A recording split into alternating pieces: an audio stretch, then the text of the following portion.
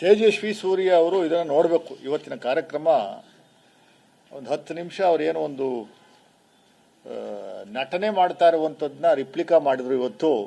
ಅದನ್ನು ತೇಜಸ್ವಿ ಸೂರ್ಯ ನೋಡಿ ಮುಂದಿನ ದಿನಗಳಲ್ಲಿ ಅವ್ರ ಲೈಫಲ್ಲಿ ಅಳವಡಿಸ್ಕೊಳ್ಳುವಂಥ ಕೆಲಸವನ್ನು ಮಾಡಬೇಕು ಅನ್ನುವಂಥದ್ದು ಅಷ್ಟೇ ನಮ್ಮ ಉದ್ದೇಶ.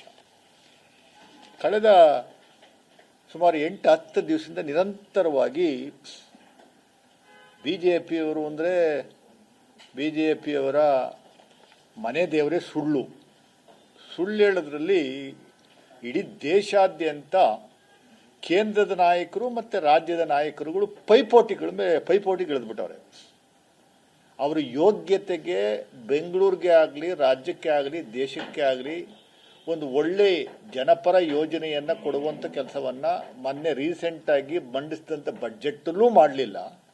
ಕಳೆದ 11 ವರ್ಷಗಳ ಸಾಧನೆ ನಮ್ಮ ಮನೋಹರ್ ಅವರು ಹಿಂದ್ಗಡೆ ಆ ಬೋರ್ಡಲ್ಲಿ ಬರೆಸ್ದಂಗೆ ಸುಮಾರು 150 ಲಕ್ಷ ಕೋಟಿ ಸಾಲ ಮಾಡಿರುವಂಥದ್ದೇ ಒಂದು ದೊಡ್ಡ ಸಾಧನೆ. ಇಲ್ಲಿ ನಮ್ಮ ರಾಜ್ಯದ ದುರಂತ ಏನು ಅಂದರೆ, ಒಬ್ಬ ಏನೂ ಇಲ್ಲದೆ ಇರುವಂಥವನು, ತಲೆ ಮೇಲೆ ಸಗಣಿ ತುಂಬಿಕೊಂಡಿರುವಂಥವನು ಒಬ್ಬನ ವಿರೋಧ ಪಕ್ಷ ನಾಯಕನ ಮಾಡಿದ್ದಾರೆ ಬಿ ಜೆ ಪಿಯವರು ಬೆಂಗಳೂರಲ್ಲಿ, ಕರ್ನಾಟಕದಲ್ಲಿ. ಅವರು ದಿನ ಬೆಳಗ್ಗೆದ 4 ಪ್ರೆಸ್ ಮೀಟ್ ಮಾಡಿ ಸುಳ್ಳು ಹೇಳುವಂಥದ್ದನ್ನು ಬಿಟ್ಟರೆ ಬೇರೆ ಏನೂ ಹೇಳಲ್ಲ. ಅವ್ರು ಏನು ನೆನ್ನೆ ದಿವಸ ಮಾತಾಡಿದ್ದಾರೆ ಅನ್ನೋದ್ರ ಬಗ್ಗೆ ನಾವು ರಿಯಾಕ್ಟ್ ಮಾಡುವಂಥ ಕೆಲಸವನ್ನು ಮಾಡ್ತೀವಿ. ಒಂದು ಕ್ಲಾರಿಫಿಕೇಶನ್ ಕೊಡುವಂಥದ್ದಕ್ಕೆ ಬುಕ್ ಸಮೇತ ಬಂದಿದ್ದೀನಿ. ಕೇಂದ್ರ ಸರ್ಕಾರದ ಒಂದು ಬುಕ್ ಇದು, ministry of urban housing and urban development authority ಅನ್ನುವಂಥ ಒಂದು ಕೇಂದ್ರ ಸರ್ಕಾರದ ಸಂಸ್ಥೆ. ಅದು ಈ ಬುಕ್ಕಲ್ಲಿ ಎಲ್ಲವನ್ನೂ ನಮೂದನೆ ಮಾಡಿದ್ದಾರೆ. ಎಲ್ಲವನ್ನು ಒಂದೊಂದೇ ಹೇಳುವಂಥ ಕೆಲಸವನ್ನು ನಾವು ಮಾಡ್ತೀವಿ. ಈ ಬುಕ್ಕಲ್ಲಿ ಬಹಳ ಸ್ಪಷ್ಟವಾಗಿ ಎಲ್ಲವನ್ನು ನೀಡಿದ್ದಾರೆ. ಮತ್ತೆ 1999ರಲ್ಲಿ ಎಸ್ ಎಂ ಕೃಷ್ಣ ಅವರಿದ್ದಾಗ ಎಸ್ಟಾಬ್ಲಿಷ್ ಆಗಿದ್ದಂಥದ್ದು ಬೆಂಗಳೂರಿಗೆ ಮೆಟ್ರೋ ತರಬೇಕು ಅನ್ನುವಂಥ ಉದ್ದೇಶದಿಂದ ಅವತ್ತಿನ ಕಾಂಗ್ರೆಸ್ ಸರ್ಕಾರ ನೇತೃತ್ವ ವಹಿಸಿದಂತೆ ಎಸ್ ಎಂ ಕೃಷ್ಣರವರು ತಂದಂಥ ಒಂದು ಯೋಜನೆ. ಅದು ಕಾರ್ಯರೂಪಕ್ಕೆ 2017ರಲ್ಲಿ ಚಾಲ್ತಿಗೆ ಬಂತು. ಈಗ ನಮಗಿರುವಂಥ ಮಾಹಿತಿ ಪ್ರಕಾರ ಸುಮಾರು 96 ಕಿಲೋಮೀಟರ್ ಲೆಂತು ಬೆಂಗಳೂರಲ್ಲಿ ಮೆಟ್ರೋ ಸರ್ವಿಸನ್ನು ಕೊಡ್ತಾ ಇರುವಂಥದ್ದು. ಅದು 200 ಕಿಲೋಮೀಟರ್ವರೆಗೂ ಹೋಗಬೇಕು ಅನ್ನುವಂಥ ಒಂದು ಉದ್ದೇಶ ಇದೆ. Phase 1, phase 2, phase 3, phase 4, phase 5, phase 6 ಅನ್ನುವಂಥದ್ದು ಹಾಗೆ ಹೋಗ್ತದೆ. ಬೆಂಗಳೂರು ಬೆಳೆದಂಗೆಲ್ಲ ಹೋಗುವಂಥ ಕೆಲಸ ಆಗುತ್ತೆ. ಇದ್ರ ಓನರ್ ಯಾರು ಅನ್ನುವಂಥದ್ದನ್ನ ನವೆಂಬರ್ 2025ರಂದು ಹೈಕೋರ್ಟ್ ಆಫ್ ಕರ್ನಾಟಕ ಬಹಳ ಸ್ಪಷ್ಟವಾಗಿ ಅವರ ಆದೇಶದಲ್ಲಿ ನಮೂದನೆ ಮಾಡಿದ್ದಾರೆ. BMRCL ಎಂಪ್ಲಾಯೀಸ್ ಅವರು ಸ್ಟ್ರೈಕ್ ಮಾಡಬೇಕು ಅಂತ ಹೋದಾಗ ಎಸ್ಮಾ ಜಾರಿ ತರಬೇಕು ಅನ್ನುವಂಥದ್ದು ರಾಜ್ಯ ಸರ್ಕಾರ ತೀರ್ಮಾನ ಮಾಡೋ ಸಂದರ್ಭದಲ್ಲಿ ಅದು ಓನರ್ ಯಾರು ಎಸ್ಮಾ ಮಾಡುವಂಥದ್ದಕ್ಕೆ ರಾಜ್ಯ ಸರ್ಕಾರ ವ್ಯಾಪ್ತಿಗೆ ಬರುತ್ತಾ, ರಾಜ್ಯ ಸರ್ಕಾರಕ್ಕೆ ಅಧಿಕಾರ ಇದೆಯಾ ಇಲ್ಲವಾ ಅನ್ನುವಂಥದ್ದು ಸ್ಪಷ್ಟನೆ ಕೋರಿ ಅಲ್ಲಿನ ಎಂಪ್ಲಾಯೀಸ್ಗಳು ಹೋಗಿ ಹೈಕೋರ್ಟನ್ನು ಮೆಟ್ಟಿಲೇರಿದ ಮೇಲೆ ಹೈಕೋರ್ಟು ಭಾಳ ಸ್ಪಷ್ಟವಾಗಿ ಹೇಳಿದೆ, the owner of the BMRCL is government of India, central government. ಎಲ್ಲ ಅಡ್ಮಿನಿಸ್ಟ್ರೇಟಿವ್ ಡಿಸಿಷನ್ಸ್ಗಳನ್ನು ತೆಗೆದುಕೊಳ್ಳುವಂಥದ್ದಕ್ಕೆ ಅಧಿಕಾರ ಇರುವಂಥದ್ದು ಕೇಂದ್ರ ಸರ್ಕಾರಕ್ಕೆ ಮಾತ್ರ ಅಂತ ಸೆಂಟ್ರಲ್ ಗೌರ್ಮೆಂಟ್ನವರು ಹೇಳಿರುವಂಥದ್ದು ಒಂದು ಕಡೆ ಆದರೆ ಹೈಕೋರ್ಟ್ ಭಾಳ ಸ್ಪಷ್ಟಪಡಿಸುವಂಥ ಕೆಲಸವನ್ನು ಮಾಡಿದೆ. ನವೆಂಬರ್ ತಿಂಗಳು 2025ರಲ್ಲಿ ಹೈಕೋರ್ಟ್ ಆಫ್ ಕರ್ನಾಟಕ ಸ್ಪಷ್ಟನೆ ಮಾಡಿರುವಂಥದ್ದು. ಇದು ಈ ಒಂದು company BMRCL company it is a joint venture. ಇನ್ವೆಸ್ಟ್ಮೆಂಟ್ಗೋಸ್ಕರ ಕರ್ನಾಟಕ ರಾಜ್ಯ ಸರ್ಕಾರವನ್ನು ಬಳಸ್ಕೊಂಡಿದ್ದಾರೆ. 50-50 ಆಧಾರದ ಮೇರೆಗೆ ಇದು ಪ್ರಾಜೆಕ್ಟ್ ಟೇಕ್ ಆಫ್ ಆಯಿತು. ಇಲ್ಲಿಯವರೆಗೆ ಇನ್ವೆಸ್ಟ್ ಮಾಡಿರುವಂಥದ್ದು ಹಣ ಸುಮಾರು 20,222 ಕೋಟಿ. 20,222 ಕೋಟಿ. 20,222 ಕೋಟಿ ಪೈಕಿ ಒಂದೇ ಒಂದು ಪೈಸಾ, ಒಂದೇ ಒಂದು ಬಿಡಿಗಾಸು ಕೇಂದ್ರ ಸರ್ಕಾರ ಕೊಟ್ಟಿಲ್ಲ. Not even A single paise is being given by government of India.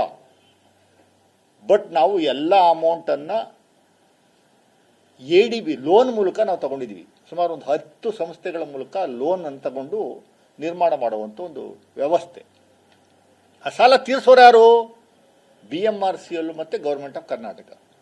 ಪ್ರತಿ ಬಡ್ಜೆಟ್ಟಲ್ಲಿ ನಾವು ಬಡ್ಜೆಟ್ರಿ ಅಲೋಕೇಶನ್ ಮಾಡ್ತೀವಿ ಮೆಟ್ರೋಗೆ ಅಂತಾನೆ. ಇಲ್ಲಿಯವರೆಗೆ ಸುಮಾರು 6,000 ಕೋಟಿಯಷ್ಟು ಹಣವನ್ನು ರಾಜ್ಯ ಸರ್ಕಾರ ಕೊಟ್ಟಿದೆ BMRCLಗೆ. ನಾನು ಸ್ವಲ್ಪ ವಿಸ್ತಾರವಾಗಿ ಹೇಳುವಂಥದ್ದಕ್ಕೆ ಇಷ್ಟಪಡ್ತೀನಿ.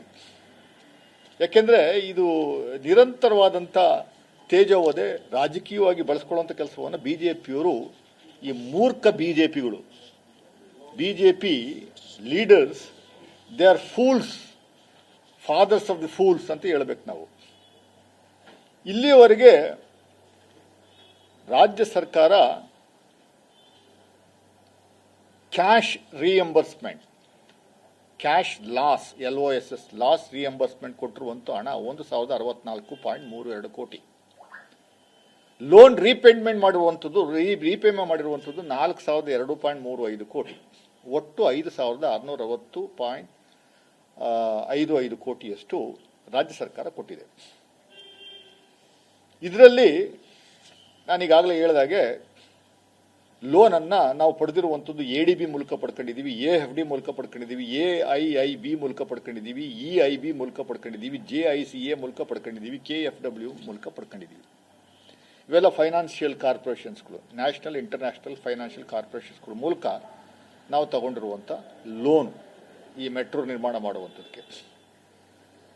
ಎವ್ರಿ ಇಯರು ನಾವು ಕಟ್ಟಬೇಕಾಗಿರುವಂಥ ಇಂಟ್ರೆಸ್ಟೇ, ಬರೀ ಇಂಟ್ರೆಸ್ಟೇ 128 ಕೋಟಿ ಕಟ್ಟಬೇಕು. 128 ಕೋಟಿ ಸಾಲ ತಗೊಂಡಿದ್ದೀವಲ್ಲ, ಅದಕ್ಕೆ ಇಂಟ್ರೆಸ್ಟ್ ಕಟ್ಟುವಂಥದ್ದು BMRCL ಮತ್ತು ಗೌರ್ಮೆಂಟ್ ಆಫ್ ಕರ್ನಾಟಕ.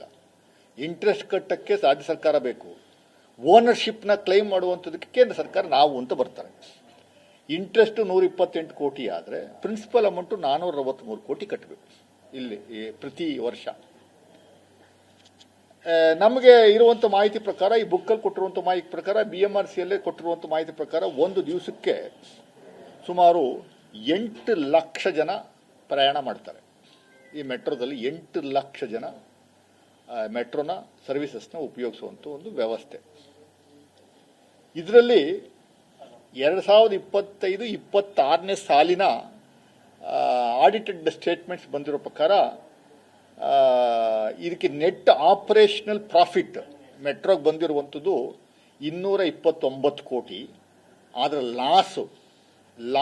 ಲಾಸ್ ಆಗಿರುವಂಥದ್ದು, ನಷ್ಟ ಆಗಿರುವಂಥದ್ದು 623.93 ಕೋಟಿ, 624 ಕೋಟಿ. ಅಂದರೆ ಆಲ್ಮೋಸ್ಟು 2025-26ನೇ ಸಾಲಿಗೆ metro rail corporation incurred the loss of 400 crores, 400 ಕೋಟಿ ಲಾಸ್ನ ಹೊಂದಿರುವಂಥದ್ದು. ಅದೇ ರೀತಿ ನೆಕ್ಸ್ಟ್ ಇಯರು ಇದಕ್ಕಿಂತ ಜಾಸ್ತಿ ಬರ್ಬೋದು. ಈ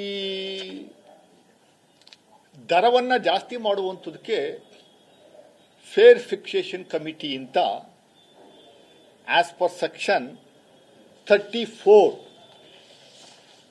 ಆಫ್ ಮೆಟ್ರೋ ರೈಲ್ವೇಸ್ ಆಕ್ಟ್ 2002, ಈ ಆಕ್ಟ್ನ ಮಾಡಿರುವಂಥದ್ದು ನಾವಲ್ಲ, ministry of urban development authority, government of India. ಇದು ರೈಲ್ವೆ ಡಿಪಾರ್ಟ್ಮೆಂಟ್ಗೆ ಬರಲ್ಲ, ಅರ್ಬನ್ ಡೆವಲಪ್ಮೆಂಟ್ ವ್ಯಾಪ್ತಿಗೆ ಬರುತ್ತೆ.